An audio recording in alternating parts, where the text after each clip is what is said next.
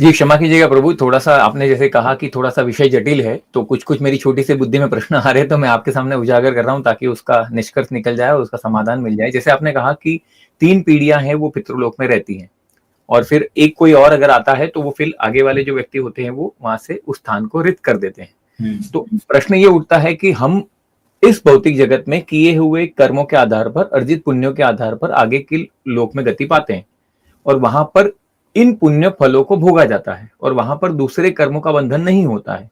तो फिर उस व्यक्ति जो स्थान रिक्त कर देते हैं, फिर उनकी क्या गति होती है, वो कैसे आगे बढ़ते हैं? देखिए, वो जो कर्मानुसार उनको शरीर मिलना है उस अनुसार उनको मिल जाए।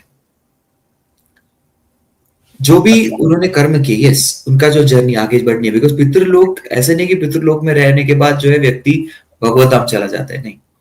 पितृलोक में रहने के उपरांत जो है, उसके बाद उसकी जो गति है, जो गति उसको प्राप्त करनी है, वो गति वो प्राप्त कर लेगा। ओके। लेकिन पितृलोक में व्यक्ति तभी तक रह सकता है जब तक उनका एक जो वंशज है वो आगे नहीं आता।